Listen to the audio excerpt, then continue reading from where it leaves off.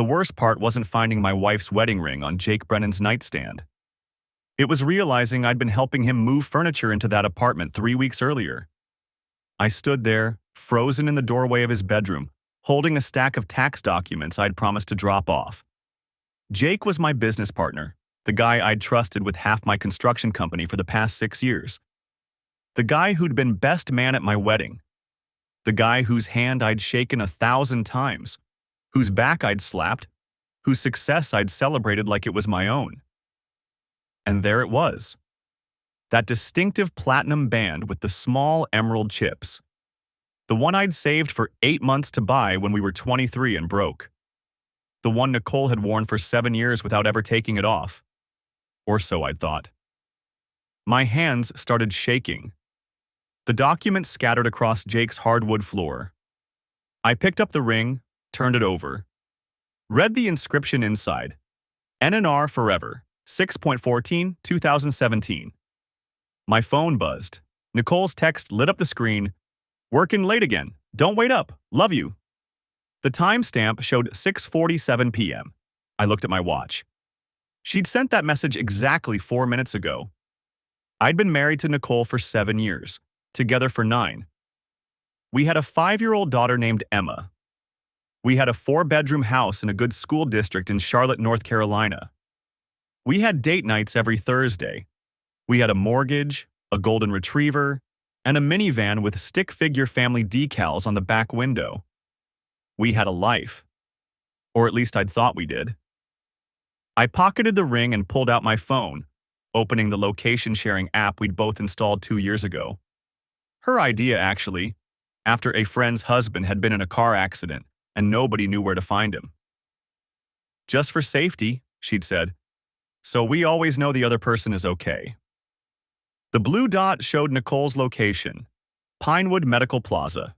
That's where she worked. Nicole was an office manager for a dental practice on the 3rd floor.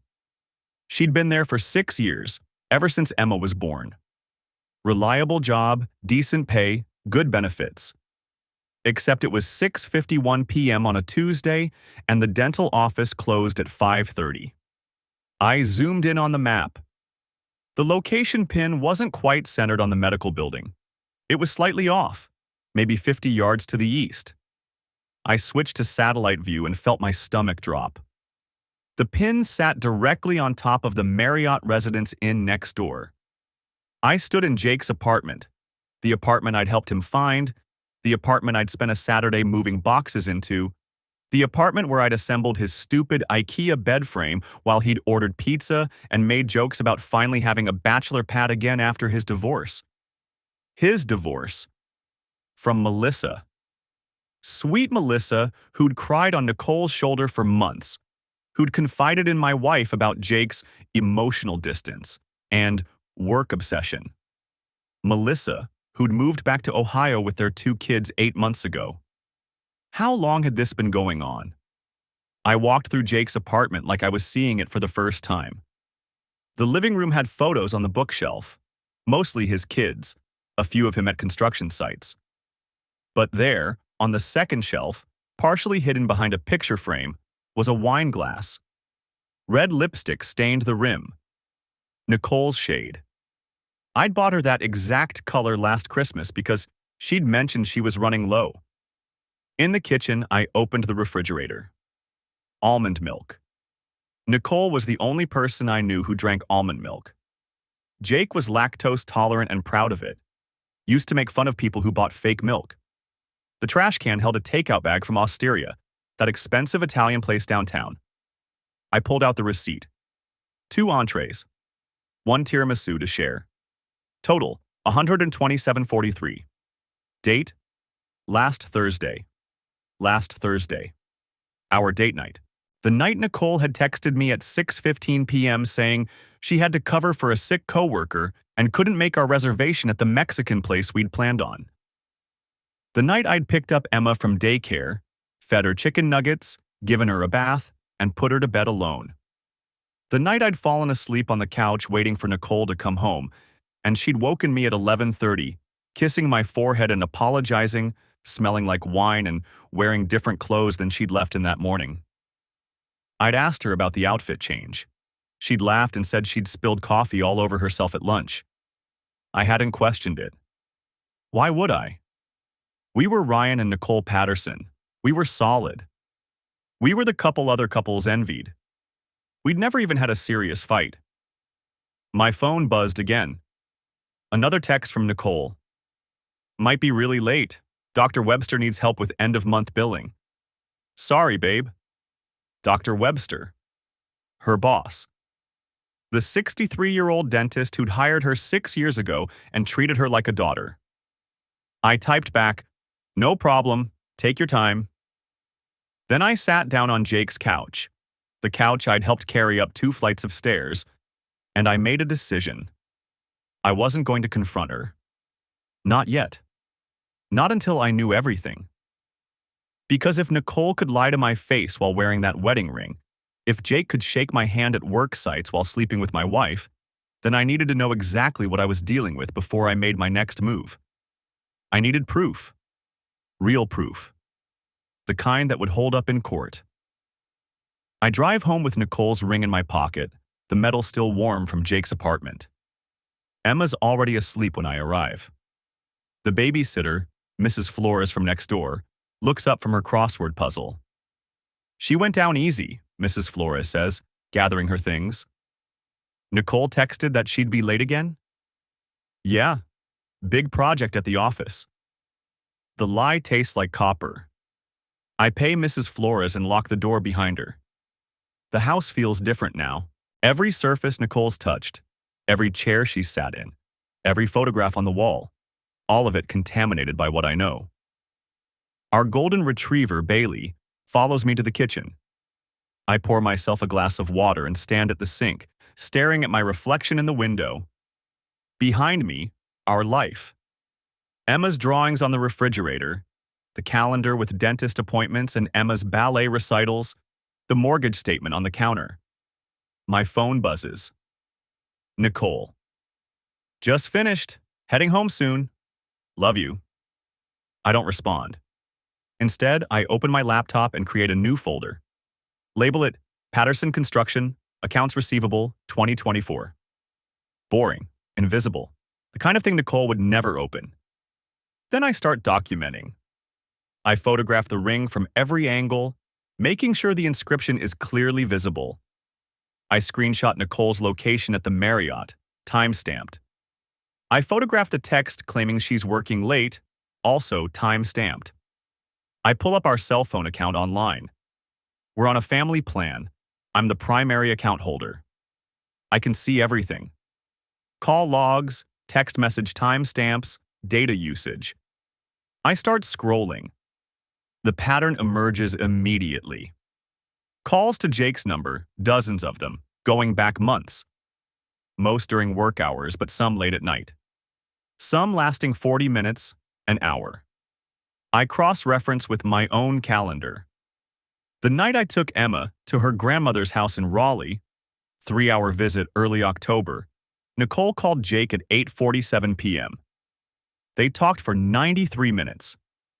The weekend I went to that commercial roofing conference in Atlanta, mid-September, she called him 6 times. Once at 11:34 p.m., I screenshot everything. Save it to the folder. Then I check our credit card statements. We have separate cards but one joint account for household expenses. I'm looking for anything unusual. There. Osteria, that expensive Italian place downtown. $287.43 last Thursday. The same night as the receipt in Jake's apartment. But we didn't go to Osteria last Thursday. I checked the card details. It's Nicole's card.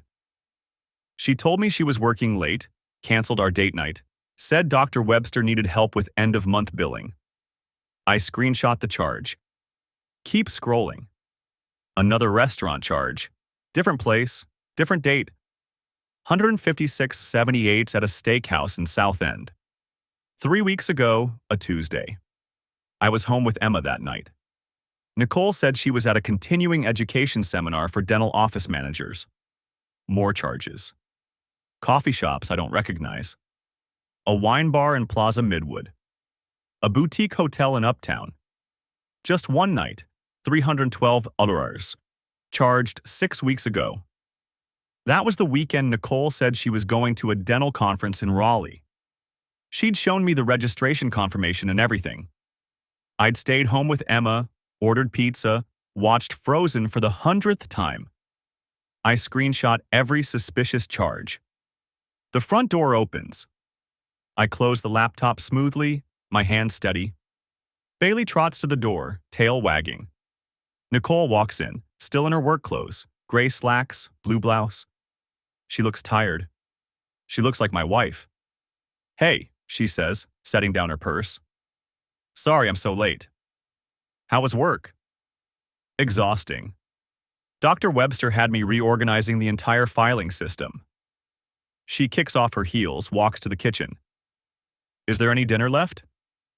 "I made pasta. There's some in the fridge." She opens the refrigerator, pulls out the container. I watch her hands. Her left hand, specifically. The empty ring finger. She notices me looking. "Oh." She touches her bare finger. "I took it off to wash my hands at work and forgot to put it back on. It's in my purse." The lie is smooth, practiced. "You should be more careful with it," I say. "That ring's irreplaceable." "I know, I'm sorry." She microwaves the pasta, leans against the counter while it heats. "How was Emma?" "Good. She asked about you at bedtime." Guilt flickers across Nicole's face. Real or performed, I can't tell anymore. "I'll check on her before I shower," she says. The microwave beeps. She pulls out the pasta, takes a bite, scrolls through her phone while she eats. I watch her. This woman I've known for 9 years, the mother of my daughter, the person I trusted more than anyone, a stranger. "I'm going to bed," I say. "Early meeting tomorrow." "Okay, I'll be up soon." I go upstairs, but I don't go to bed. Instead, I sit in the dark in Emma's room, watching her sleep. Her nightlight casts soft shadows across her face. She has Nicole's nose, my eyes. What happens to her when this all falls apart? I hear Nicole come upstairs eventually. The shower runs. I hear her moving around our bedroom, getting ready for bed. My phone buzzes.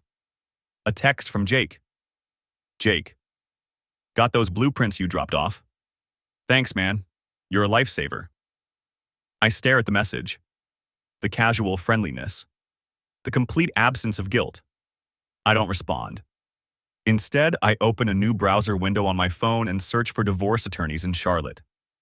Not just any attorneys, the best ones. The ones who handle high-asset divorces, custody battles, business dissolutions. I find a firm downtown. Blackwell & Associates. 5-star reviews. Specializes in complex marital asset division and business partnership disputes. I fill out their contact form. Request a consultation. Mark it urgent. Then I go back to our phone records. I need more. I find text message timestamps. I can't see the actual messages, but I can see when they were sent. Hundreds of texts between Nicole and Jake. Some at 2 a.m., some at 6 a.m. before Emma wakes up. I cross-reference with Jake's divorce timeline. Melissa filed 8 months ago, in March. But these texts go back further. Way further. December of last year. November. October. The affair started at least a year ago. Maybe longer. I think about Melissa, Jake's ex-wife. How Nicole comforted her during the divorce. How Nicole sat in our living room with Melissa, drinking wine, listening to her cry about Jake's emotional distance, his late nights at work, his distraction. Nicole knew. She was the reason. And she sat there, playing the supportive friend while she destroyed Melissa's marriage. My hands shake. I set down the phone. The bedroom door opens. Nicole stands in the doorway, backlit by the hall light. "Ryan, what are you doing in here?" "Just checking on Emma." "In the dark?" "I didn't want to wake her." Nicole walks over, puts her hand on my shoulder. I force myself not to flinch. "Come to bed," she says softly. You need sleep. I follow her to our room. She climbs into bed, settles under the covers. I lie down beside her, staring at the ceiling. She reaches for my hand. I let her take it. I love you, she whispers. The words hang in the dark. I don't say them back. The next morning, I'm up before dawn. Nicole's still sleeping when I leave. I kiss Emma goodbye. She's barely awake, rubbing her eyes, and tell the new babysitter I'll be back late.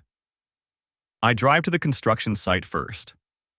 We're renovating a historic building downtown, converting it to luxury condos. Jake's supposed to meet me there at 7. He shows up at 7:15, coffee in hand, looking exactly like he always does. Work boots, jeans, company polo. Morning, he says. Ready to deal with that foundation issue? Yeah, let's take a look. We spend 2 hours in the basement, examining the cracked foundation, discussing repair options, arguing about contractors. He's professional, focused, normal. At one point, his phone buzzes. He glances at it, smiles slightly, types a quick response. Nicole? I ask casually. He looks up, and for just a second, something flickers in his expression. Then it's gone. Nah, just a supplier. The lie is effortless. We finish the inspection. Jake heads to another site. I sit in my truck and add another note to my documentation folder. Jake smiled at phone message 9:47 a.m., lied about sender. My phone rings. Unknown number. Mr. Patterson, this is Jennifer Caldwell from Blackwell & Associates. I received your consultation request. Can you come in today at 2? I'll be there. The parking lot at Whitfield & Associates smelled like fresh asphalt. I sat in my truck for 3 minutes after turning off the engine, watching a woman in a pencil skirt struggle with a banker's box through the glass doors. The lobby had that new money feel. Leather chairs nobody sat in. A receptionist who looked like she'd stepped out of a catalog. Ryan Patterson, 2 o'clock with Brenda Whitfield. She smiled without showing teeth. 3rd floor, she's expecting you. The elevator had mirrors on 3 sides. I looked like hell. 2 hours of sleep, same shirt from yesterday, coffee stain on my collar I hadn't noticed until now. The folder under my arm contained printouts of everything. Phone records, credit card statements, screenshots of Nicole's location data showing the Marriott when she claimed to be at work. The photo I'd taken of her ring on Jake's nightstand, timestamp visible. Brenda Whitfield stood when I entered. 50-something, gray suit, handshake like a vice grip. Mr. Patterson, please, sit. Her office overlooked downtown Charlotte. Floor-to-ceiling windows, oak desk that probably cost more than my truck, diplomas from Duke and UNC Chapel Hill in matching frames. I appreciate you seeing me on short notice. Your message indicated urgency. She gestured to the folder. Is that your documentation? I slid it across the desk. She opened it, began reading without expression. The silence stretched. Outside, a construction crane swung steel beams against the skyline. One of ours, probably. Jake had the Riverside project this week. This is thorough, she said finally. Not impressed, not surprised. Just stating fact. How long have you known? Found the ring yesterday. Confirmed everything last night. And your wife doesn't know you're aware? No, she made a note. Good. Keep it that way for now. The business partnership complicates things. You're 50-50 owners of Patterson Brennan Construction? 6 years. Equal equity. We've got 4 active projects, 2 in bidding, equipment worth about $200,000, outstanding contracts totaling just under $1 million. Children? Emma, she's 5. Another note. Brenda flipped through the phone records, paused at the credit card statements. The hotel charges are all on your joint account? Yeah.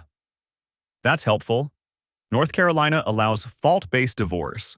Adultery is grounds, and it affects alimony calculations. With this documentation, we can argue she shouldn't receive spousal support. My throat felt tight. What about custody? Adultery doesn't automatically impact custody decisions. Courts care about the child's best interests. Can you document that you're the primary caregiver? Nicole works 9 to 5. I handle morning drop-off at daycare, usually pick up too unless I'm on a job site. I do bedtime, pack lunches, schedule doctor appointments. Do you have evidence? Emails with the daycare, pediatrician records showing you as the contact? I can get them. She wrote something else. We'll want those. Also character witnesses. People who can testify to your involvement as a father in her absences. The word hung there. Absences. All those late nights at work. The conference in Atlanta that probably never happened. Girls' weekend in Asheville last month. I'd watched Emma alone for 3 days while Nicole posted photos of wine tastings and mountain views. Had Jake been there too? The business dissolution will be messy, Brenda continued. You'll need a forensic accountant to evaluate assets. I can recommend someone. But here's the immediate concern. If your partner learns you're filing for divorce, he might try to hide assets or manipulate the business valuation. So I keep quiet. For now. We file, serve papers, and move quickly. The element of surprise is your advantage. She leaned back. I'm going to be direct, Mr. Patterson. This will get ugly. Your wife is having an affair with your business partner. You'll need to dissolve both relationships simultaneously. That means coordinating with a business attorney while we handle the divorce. It means your daughter will be caught in the middle. It means your financial life will be examined under a microscope. I understand. Do you? Because most people think they do, then fall apart when their spouse starts making accusations. She'll have an attorney too. They'll paint you as controlling, absent, possibly abusive. They'll argue the affair was a symptom of a failed marriage you caused. Can you handle that? I thought about Nicole this morning, kissing my cheek before work, asking if I'd remembered to buy milk. The performance of normalcy while her ring sat in my pocket, cold against my leg. Yeah, I can handle it. Brenda studied me for a moment, then nodded. My retainer is $10,000. That covers initial filing, discovery, and up to 20 hours of work. If this goes to trial, we'll discuss additional fees. I'll also need you to sign a fee agreement and conflict waiver. She slid papers across the desk. I read them, or pretended to. The words blurred together. Petitioner, respondent, equitable distribution, marital property. I signed. I'll draft the complaint this week, she said. We'll include adultery as grounds, request primary custody, and petition for equitable distribution of marital assets. I'm also going to recommend we request she vacate the marital home. She has to leave? It's a request, not guaranteed. But given the circumstances, a judge might grant it. You're the primary caregiver. The home provides stability for your daughter, and your wife's conduct demonstrates poor judgment. The woman with the banker's box was leaving when I reached the lobby. She looked like she'd been crying. Mascara smudged, tissue balled in her fist. I sat in the truck again. Didn't start the engine. Just sat there with the folder, now containing a fee agreement and Brenda's business card, on the passenger seat. My phone buzzed. Nicole. Picking up Emma today, running errands after, dinner at 7? My fingers hovered over the keyboard. Me. Sounds good. Need anything from the store? Nicole. We're low on coffee. Love you. 3 dots appeared, disappeared, appeared again. Nicole. Oh, and can you grab almond milk? I'm out. I stared at that message. Almond milk. The carton in Jake's fridge flashed through my mind. Same brand, half empty, next to the wine bottle with Nicole's lipstick print on the glass. Me. Sure thing. I drove to Harris Teeter on autopilot, grabbed a cart, coffee, almond milk, bread we didn't need. A woman was sampling cheese near the deli counter. Gouda? She offered. No thanks. I ended up in the wine aisle, staring at bottles I couldn't name, labels in French and Italian and Spanish. Nicole liked Pinot Grigio. Jake kept a bottle in his apartment, the expensive kind, $28. The receipt in my folder showing he'd bought 2 bottles the same day. I grabbed the cheapest Pinot Grigio they had. $8, screw top, probably tasted like battery acid. The checkout girl was maybe 19, bored, scanning items without looking. Find everything okay? Yeah? That'll be $32.47. I paid cash. Watched her bag the almond milk carefully, setting it upright so it wouldn't spill. Such care for something so insignificant. The house was empty when I got home. Emma's toys scattered across the living room. Plastic dinosaurs, coloring books, one shoe missing its mate. The golden retriever, Bailey, wagged his tail from his bed in the corner. I put the groceries away. Almond milk in the fridge, next to the orange juice and the expired yogurt Nicole kept forgetting to throw out. Coffee in the cabinet. Wine in the rack by the microwave, next to the good bottles we saved for company. The folder went in my truck's glove compartment. Under the registration and insurance papers, beneath the napkins from fast food places, and the tire pressure gauge I never used. My phone buzzed again. Jake. Need you to look at the Riverside permits tomorrow. City's being difficult about the electrical. Me. What time? Jake. 9 work? Me. See you then. I sat at the kitchen table. Bailey padded over, rested his head on my knee. I scratched behind his ears, felt his tail thump against the floor. Tomorrow I'd meet Jake at the Riverside site. We'd discuss permits and electrical codes and whether the inspector was being reasonable. We'd drink coffee from the gas station, complain about city bureaucracy, make decisions about our business like we had for 6 years. And he'd have no idea I knew. Neither would Nicole when she came home with Emma, when we ate dinner together, when she kissed me goodnight and rolled over to sleep. The performance would continue, just like this morning, just like yesterday, until it didn't. I found the earring on a Wednesday night, wedged between the couch cushions where the remote always disappeared.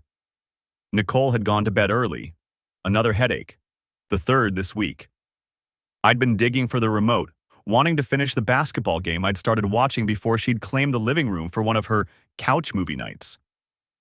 She'd watched some romantic drama I hadn't paid attention to, then shuffled off to bed around 9:30, leaving me to reclaim my own furniture. My fingers closed around something small and metallic. Not the remote. I pulled it out.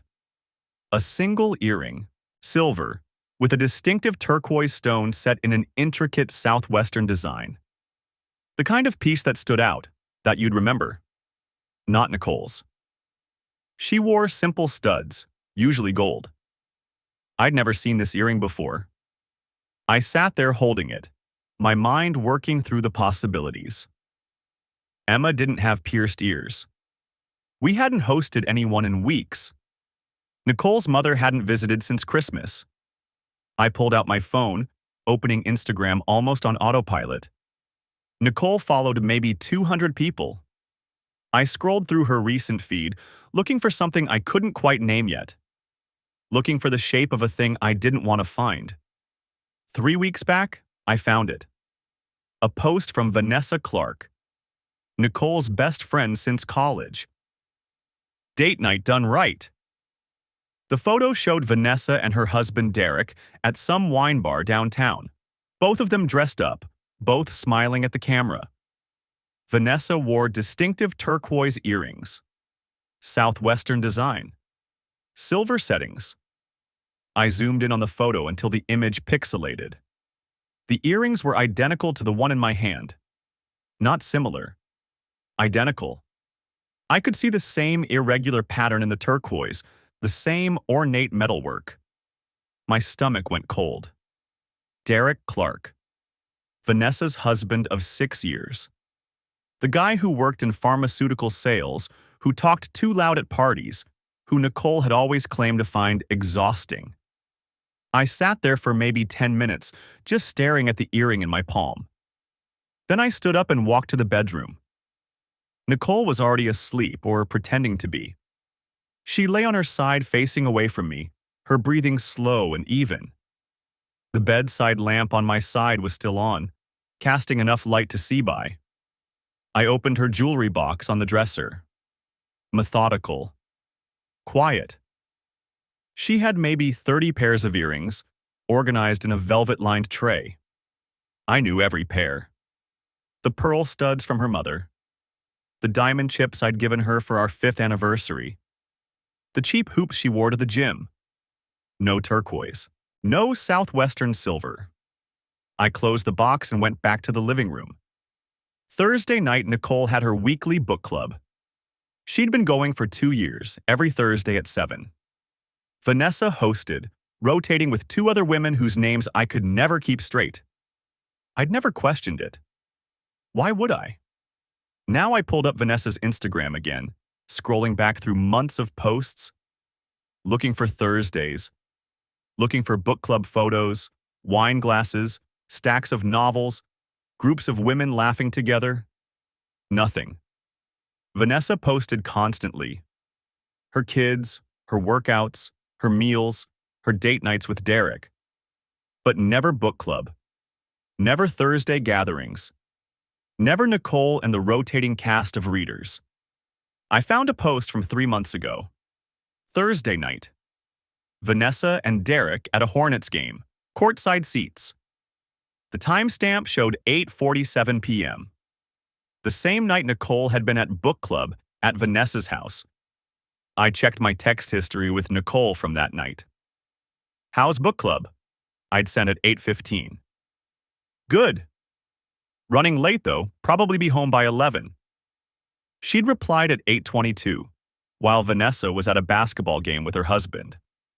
I sat there on the couch, the earring burning a hole in my palm, and started scrolling through Vanessa's entire feed. Every Thursday for the past 6 months.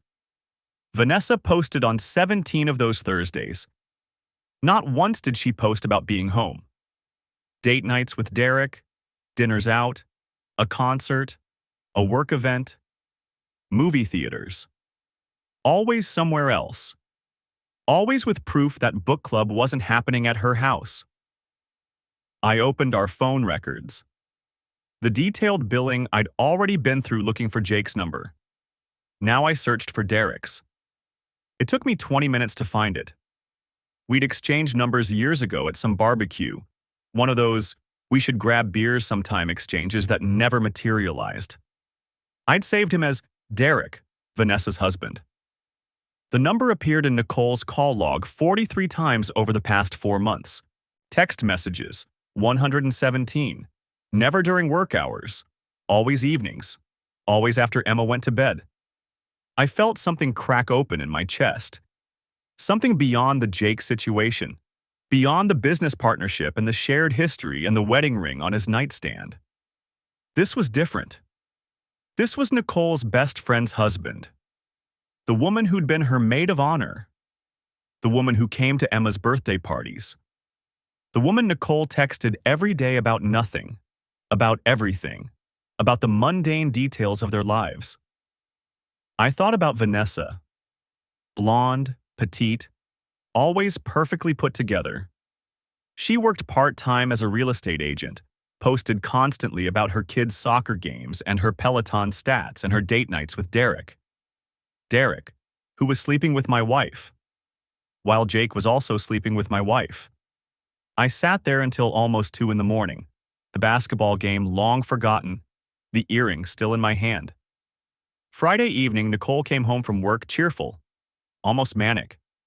She kissed my cheek, asked about my day, played with Emma before dinner. After we put Emma to bed, she suggested a movie. Just us, she said, smiling. Like old times. I agreed. Set up the living room while she changed into comfortable clothes. Made popcorn, poured her a glass of wine. She settled onto the couch, tucking her feet under her, reaching for the remote. I sat down next to her. Close. Closer than we'd sat in weeks. I found something, I said. She glanced at me, still smiling. Yeah? I held up the earring. Her face didn't change immediately. It took maybe 3 seconds. 3 seconds where she looked at the turquoise stone, at the silver setting, at the distinctive southwestern design.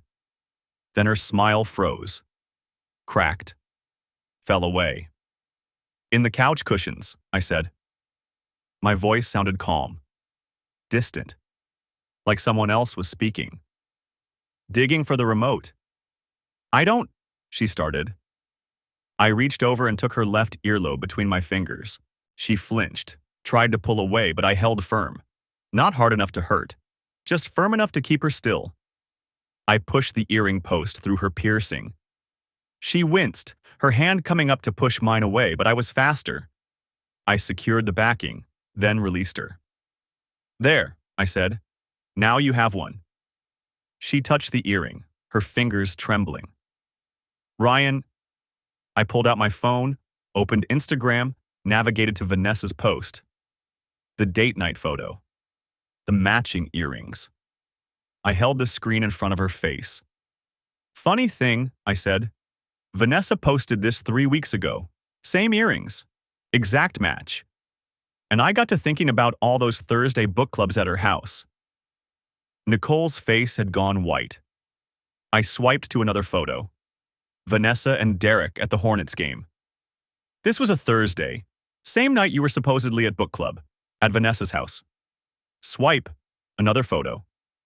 This Thursday, they were at a wine tasting in Asheville. Swipe. This Thursday, dinner at that new steakhouse. Swipe. This Thursday. Stop, Nicole whispered. I kept swiping, kept showing her. Each Thursday, each post, each proof that her book club was a lie. She was crying now. Silent tears running down her face, the turquoise earring catching the lamplight. How long? I asked. She shook her head. How long? 6 months, she whispered. Maybe 7. I nodded. Set down my phone, picked up hers from the coffee table where she'd left it. She reached for it, but I stood up, moved away. What's your passcode? I asked. Ryan, please. What's your passcode? Emma's birthday. Of course it was. I unlocked the phone, opened her messages, found Derek's name. The most recent was from this afternoon. Tonight? He'd sent at 3:47 p.m. Can't. Ryan wants a movie night. She'd replied at 4:02 p.m. Tomorrow then. I'll tell V I have a conference call. Perfect. I scrolled up. Months of messages, planning meetings, coordinating schedules, working around Vanessa's real estate showings and my work schedule and Emma's daycare pickup times, references to hotel rooms, to Thursday nights when Vanessa thought Derek was working late, to the earrings he'd bought her as a gift. Lost one of those turquoise earrings you gave me, she'd texted 2 weeks ago. The ones V thinks she picked out for herself. I'll get you new ones, he'd replied. I looked up at Nicole. She sat frozen on the couch, mascara running, the single turquoise earring mocking me from her lobe. Derek and Jake, I said. Anyone else I should know about? She closed her eyes. Answer me. No, she whispered. Just them. I laughed. Actually laughed. The sound felt wrong in my throat. Just my business partner and my wife's best friend's husband. I nodded. That's comforting. I grabbed my keys from the hook by the door. Where are you going? Nicole's voice cracked. Out. Ryan, we need to talk about... We don't need to do anything, I said. You need to sit there and think about what happens next. I need to not look at you right now. I walked out, leaving her crying on the couch, wearing one turquoise earring that didn't belong to her. Just like she didn't belong to me anymore, if she ever had. I sat in my truck outside the house for 20 minutes, Engine off, hands gripping the steering wheel until my knuckles went white. The porch light was still on. I could see Nicole's silhouette moving past the living room window, probably pacing, probably crying, probably texting Derek or Jake or God knows who else, spinning some story about her crazy husband. I didn't care. My phone buzzed. Nicole, of course. Ryan, please come back inside. We need to talk about this. Then another. I made a mistake. Mistakes. I know that. But we can fix this. And another. Think about Emma. I deleted them without responding. The clock on the dashboard read 10:47 p.m. Thursday night. Book club night. Except there was no book club. Never had been. Every Thursday for months, Nicole had been somewhere else. With Derek, probably. While Vanessa posted herself at wine bars and art galleries and wherever the hell else she went to maintain the alibi. Which meant Vanessa knew. The thought settled in my chest like a stone. Vanessa knew about Derek and Nicole. Had to. You don't provide a fake alibi without knowing what you're covering for. I pulled out my phone and opened Instagram. Found Vanessa's profile again. Scrolled back through weeks of Thursday night posts. April 4th, a cocktail bar in South End. March 28th, a pottery class. March 21st, dinner at some trendy place with exposed brick walls.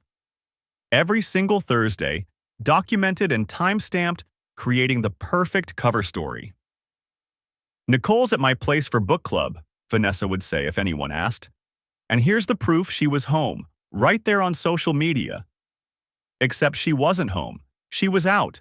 And Nicole was with Derek. I opened my text thread with Vanessa. The last message was from 2 weeks ago, something about Emma's upcoming birthday party. Vanessa and Derek were supposed to bring the cake. I typed, "Need to talk to you. It's about Nicole." Deleted it.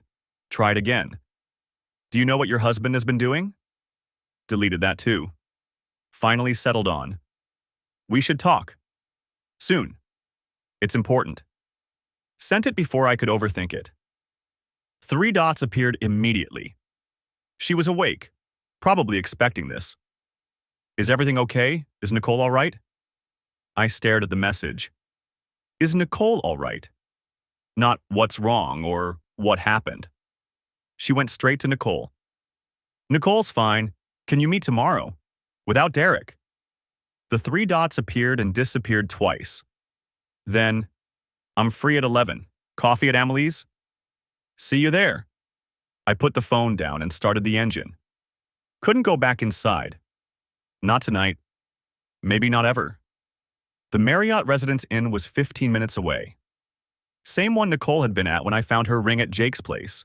I paid cash for a room on the 3rd floor, gave a fake name, and collapsed onto the bed without taking off my shoes. My phone buzzed again. More messages from Nicole, increasingly desperate. "Ryan, I'm sorry. Please just talk to me.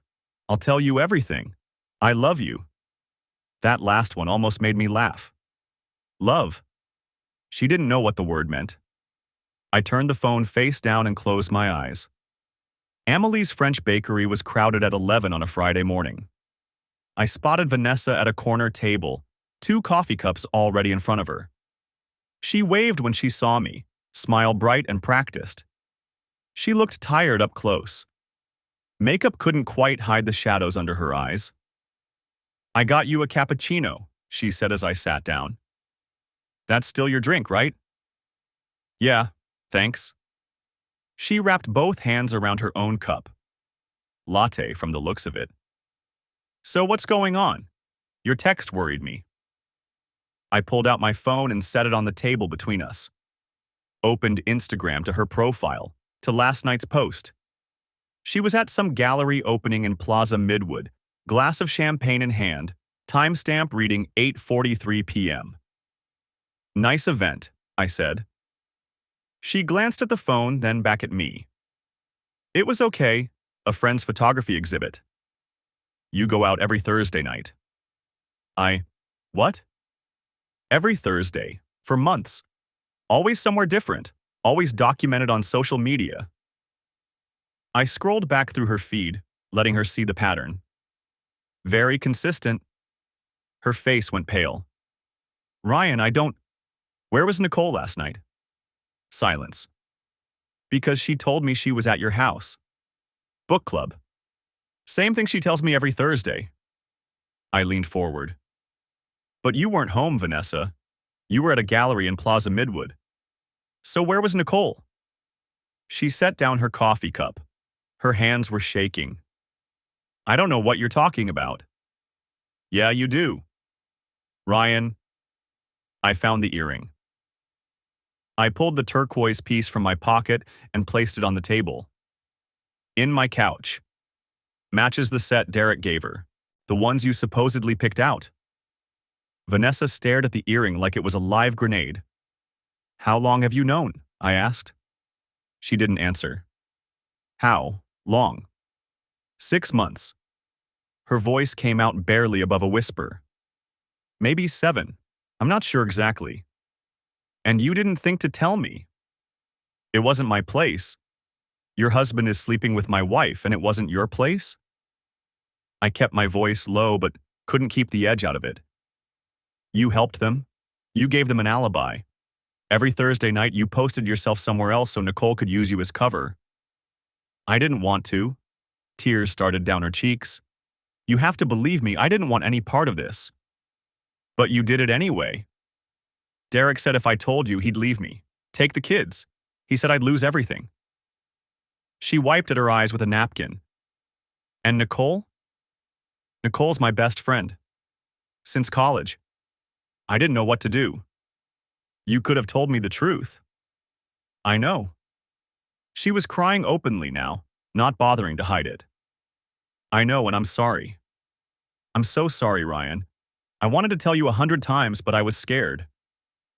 Derek he can be really cruel when he's angry. I sat back in my chair. Part of me wanted to feel sorry for her. She looked genuinely miserable, genuinely trapped. But the bigger part just felt numb. Does Derek know about Jake? I asked. Her head snapped up. Jake? Jake Brennan? Yeah. What about him? I watched her face carefully. The confusion looked real. Nicole's been sleeping with him too, for over a year, from what I can tell. Vanessa's mouth fell open. No, that's not. She wouldn't. She did. I found her wedding ring at his apartment 2 weeks ago. Oh my God.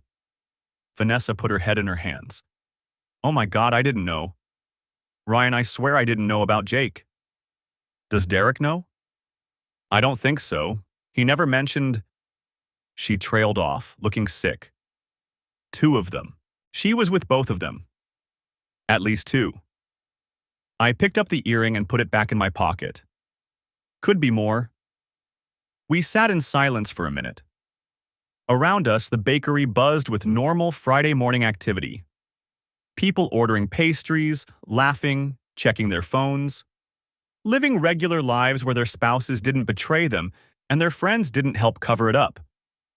What are you going to do? Vanessa asked finally. File for divorce, Monday morning. My attorney already has everything she needs. And Derek? That's up to you. She nodded slowly, wiping her eyes again. I should have told you. From the beginning, I should have told you. Yeah, you should have. For what it's worth, I really am sorry. I stood up, leaving the cappuccino untouched. Tell Derek I know, or don't. Either way, he'll find out soon enough. Ryan, wait! But I was already walking toward the door. My phone rang as I reached the parking lot. Nicole again. I declined the call and opened my text thread with Brenda Whitfield. Need to add something to the filing. Wife's affair partner's spouse was knowingly providing alibis. Have documentation. Her response came back in under a minute. Good. That helps establish premeditation and deception. See you Monday, 9 a.m. I sat in my truck and pulled up the photo I'd taken of Derek's Instagram profile. Pharmaceutical sales rep, according to his bio. Married to Vanessa for 11 years. 2 kids, both under 10. He was about to lose everything, just like I was, just like Jake was going to. My phone buzzed. Another message from Nicole. Emma keeps asking where you are. What should I tell her? I stared at the message for a long time before responding. Tell her Daddy had to go away for a little while. I'll see her this weekend. Then I turned off my phone and drove to the office. Patterson Brennan Construction. The sign would need to come down soon. Just Patterson after Monday. Or maybe something else entirely. The couch smelled like stale popcorn and her perfume. I'd spent Friday night there after walking out. Spent Saturday morning there too, staring at the ceiling while Emma watched cartoons in her room upstairs while Nicole stayed locked in our bedroom. The house had divided itself into territories. Switzerland was the kitchen, where we'd passed each other twice without speaking, her eyes red and swollen, mine probably worse. Sunday afternoon, I drove to Dallas. Not Dallas, Texas. Dallas, North Carolina, 40 minutes north of Charlotte, where my cousin Kevin lived with his wife Ashley in a split-level ranch they'd been renovating for 3 years. Kevin worked IT for a hospital system. Ashley taught second grade. They had no kids, 2 cats, and a standing invitation I'd never taken them up on. You look like hell, Kevin said when he opened the door. Need a place to stay for a few days. Week, maybe. He stepped aside without asking questions. That was Kevin. We'd grown up together, spent summers at our grandmother's lake house, knew each other's silences. Ashley appeared from the kitchen, dish towel in hand. Ryan, everything okay? Marriage stuff, I said. Need some space to think. She nodded, glanced at Kevin, then back to me. Guest room's yours. Clean sheets are in the closet. I'd packed a duffel bag while Nicole was in the shower that morning. Grabbed my laptop, some clothes, my phone charger. Left my wedding ring on the bathroom counter where she'd find it. The guest room had pale blue walls and a queen bed with a white comforter. Smelled like lavender detergent. I dropped the duffel on the floor and sat on the edge of the mattress, pulling out my phone. 3 missed calls from Nicole. 7 text messages. Ryan, please. We need to talk. You can't just leave. What about Emma? Please come home. I'm sorry. Ryan. I deleted them without responding. One message from Brenda Whitfield, sent at 4:47 p.m. Papers will be ready Tuesday morning. We'll call Monday to confirm service details. One from Jake. Hey man, you around tomorrow? Need to go over the Riverside bid. I stared at that one for a while. Jake had no idea I knew. Neither did Derek. Vanessa had promised not to tell Derek about our conversation, and I believed her. She had too much to lose if he found out she'd talked. The plan was simple. File Tuesday. Serve Nicole at home, Jake at the office. Let them scramble. Let them panic. Watch the dominoes fall. But sitting in Kevin's guest room, staring at Jake's message, something shifted. I opened Instagram on my phone. Found Vanessa Clark's profile. Scrolled back through her posts from the past year. The carefully curated life of a pharmaceutical saleswife. Dinner parties, wine tastings, weekend trips to Asheville and Charleston. There. October 12th. A photo of Vanessa and Derek at some charity gala. She wore a black cocktail dress and dangling earrings. Turquoise stones set in silver, distinctive and expensive looking. The caption read, "My handsome date wearing the cufflinks I gave him for our anniversary. Love this man." I zoomed in on Derek's wrists. Square silver cufflinks, each set with a matching turquoise stone. The earring I'd found in my couch cushions was turquoise. Vanessa's earring, from her social media post. But she'd been posting herself out every Thursday when Nicole claimed book club at her house. So how did Vanessa's earring end up in my couch? I sat up straighter, pulse quickening. Vanessa had said she provided alibis. Said Derek threatened her. forced her to cover for him and Nicole. But what if she was lying? What if she wasn't just an unwilling accomplice? What if Derek had been in my house? I scrolled further back, found more photos of Vanessa wearing those earrings. January 8th at a restaurant, March 22nd at a birthday party, June 3rd at a wedding. Then nothing.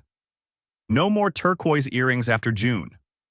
I opened my text thread with Nicole, scrolled back to June, found what I was looking for on June 15th. Nicole: having the Clarks over for dinner Friday. Can you pick up steaks? Me: sure. How many? Nicole: 4. You, me, V, and Derek. We'd had them over for dinner. Derek and Vanessa, sitting on my couch, drinking my wine, eating my food. And at some point that night, Vanessa's earring had fallen between the cushions. Except Vanessa had been wearing both earrings in her June 3rd wedding photo. And I'd found the single earring 3 days ago, mixed in with popcorn kernels and a lost remote, like it had been there for months. I pulled up Vanessa's profile again, looked at every photo from June forward. She never wore those earrings again after June 3rd. Not once. Lost one at my house on June 15th. Never wore the pair again because she only had one left. I stood up, pacing the small room. Derek had been in my house. Multiple times, probably. Nicole's book club excuse meant she wasn't at Vanessa's house on Thursdays, but maybe Derek had been at mine. Maybe while I worked late at job sites while Emma was at daycare, Nicole had brought him into our home. The thought made my stomach turn. I sat back down, opened my laptop, logged into our home security system, the cameras I'd installed last year after a string of break-ins in the neighborhood. Front door, back door, driveway. I'd never bothered with interior cameras because I trusted my wife. Or I'd thought I did. I pulled up the footage archives. Started with June 15th, the night of the dinner party. Fast-forwarded through the evening. There was my truck pulling in at 6:47 p.m. with the steaks. There was Derek's silver Audi arriving at 7:12 p.m. Vanessa in the passenger seat, Derek in the driver's seat. Both of them walking to my front door. Normal dinner party? Nothing suspicious. I skipped ahead to their departure. 11:34 p.m., both of them leaving together, waving goodbye. But the earring was in my couch. Had to be from that night. Vanessa wore them in the June 3rd photo, never wore them again after.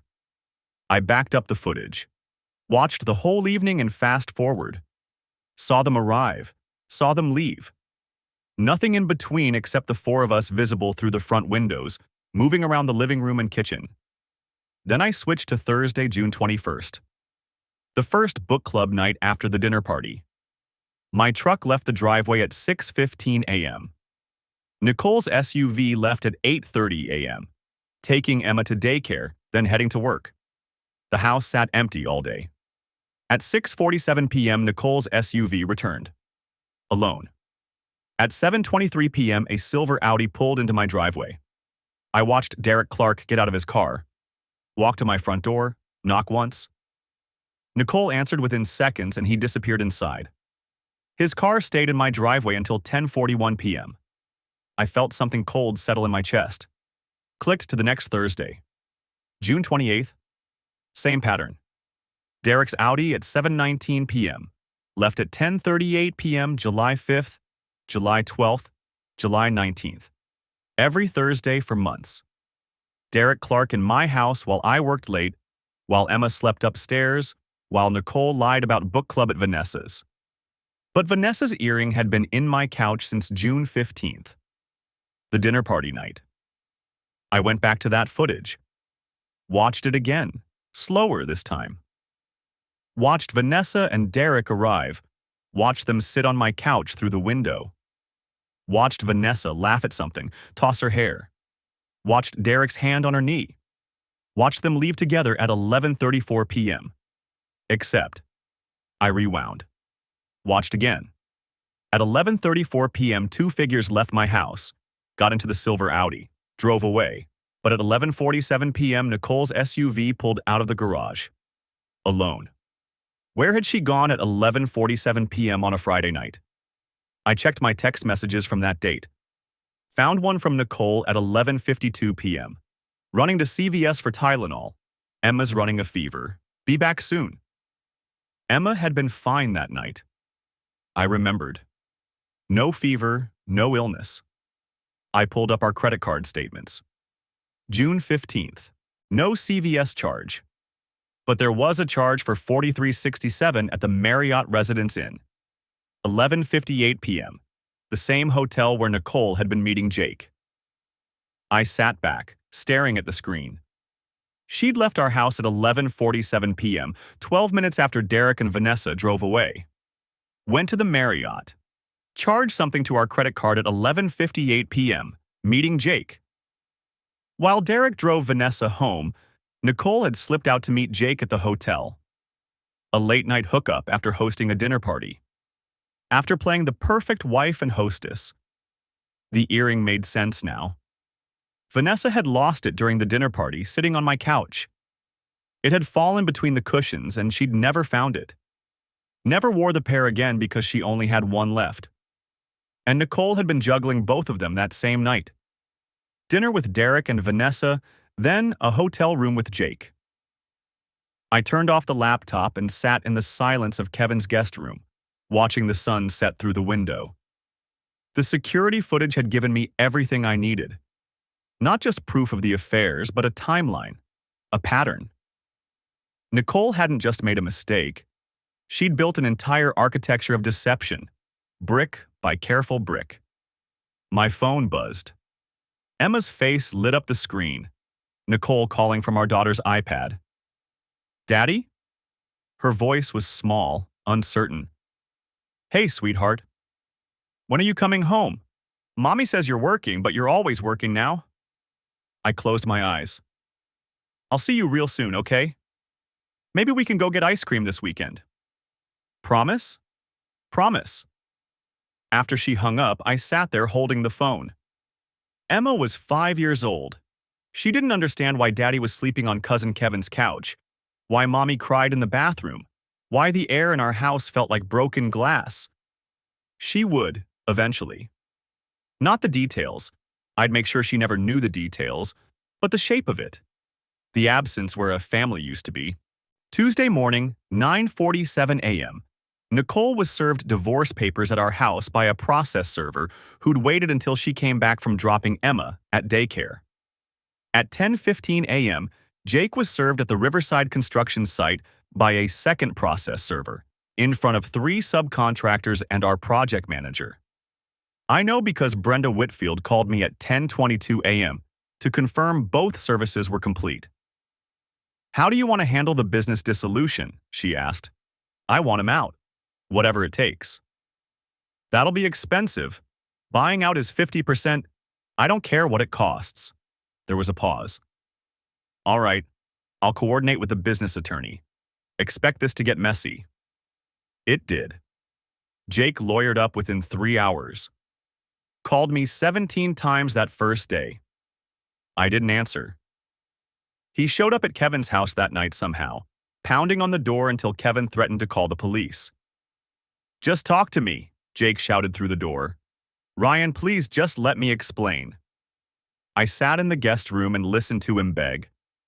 Listened to him make excuses, heard the desperation in his voice. Finally heard Kevin tell him to leave or he'd make good on his threat. Nicole's calls were worse. She'd started with anger. How dare I blindside her? How dare I serve her papers without warning? How dare I turn her into the villain when our marriage had problems long before Derek or Jake? Then came bargaining. She'd end it with both of them. We'd go to counseling. We'd fix this for Emma's sake. Then depression. Long, rambling voicemails where she cried and apologized and swore she'd never meant to hurt me. I deleted them all without listening to the end. The only calls I answered were from Brenda and from Emma. My daughter called every night at 7:30 p.m. right before bed, and we'd talk about her day. Daycare and cartoons and the new fish in her classroom tank. Normal things. Safe things. "When are you coming home?" she'd ask every time. "Soon, baby. Soon." The divorce took 11 months. Nicole fought for everything. The house, primary custody, alimony, half the business. Her attorney painted me as a workaholic husband who'd neglected his wife, driven her into the arms of other men through emotional abandonment. Brenda Whitfield demolished that narrative with phone records, security footage, credit card statements, and testimony from the daycare workers who confirmed I'd been the primary parent for years. The judge, a 60-year-old woman named Patricia Stone, awarded me primary custody with Nicole getting alternating weekends. No alimony. The house went to me. Nicole got her car and half our savings.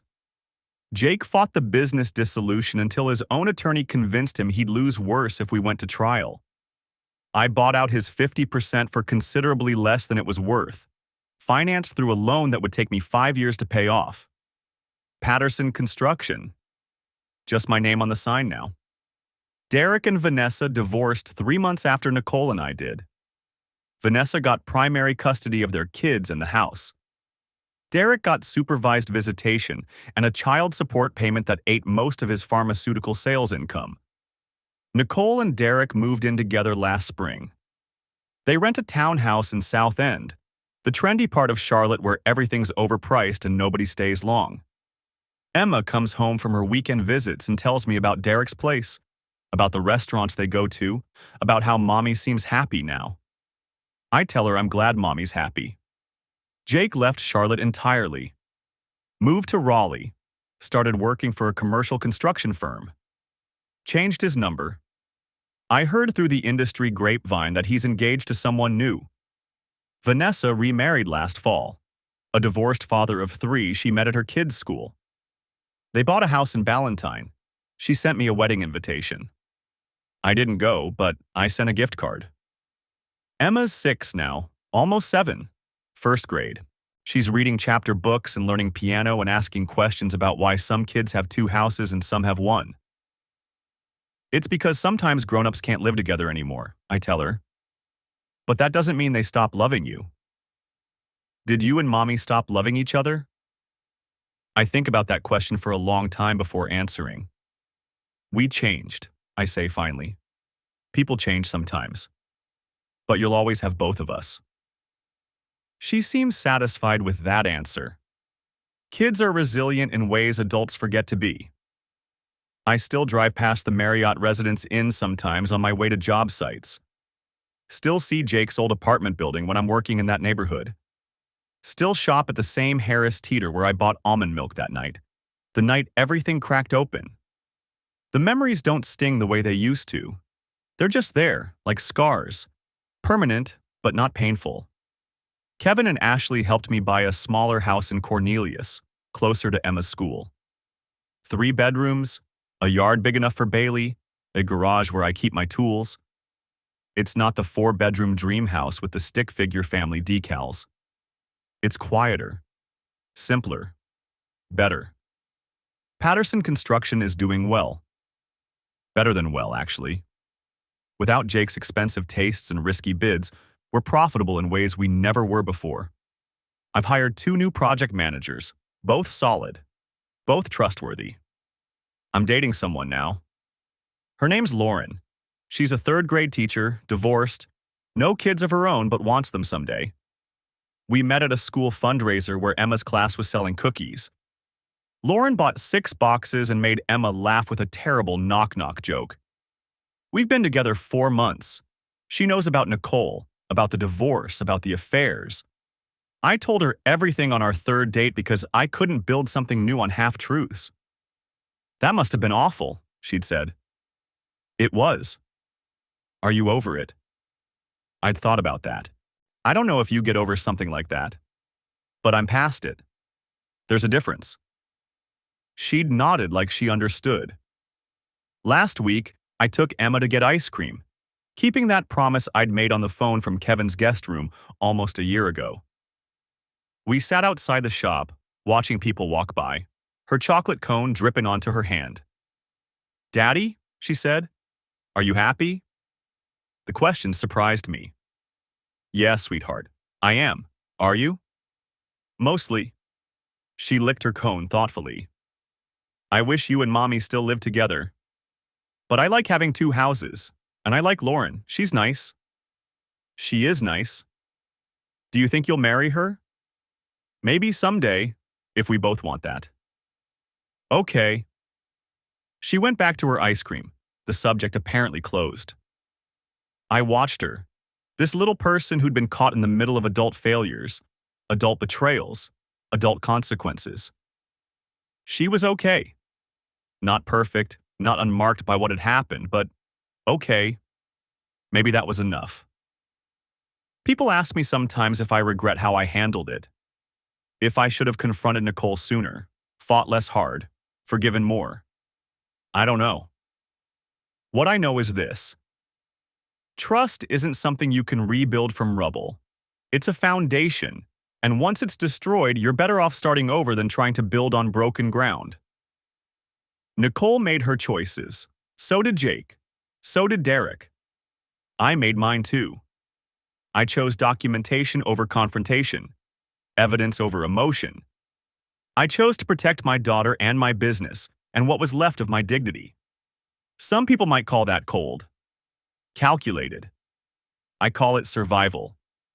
Because the alternative, staying in that house pretending I didn't know, watching Nicole kiss me goodbye while she planned her next hotel room, her next Thursday night, her next lie, that would have killed something in me. Something I needed to keep alive for Emma's sake. For my own sake.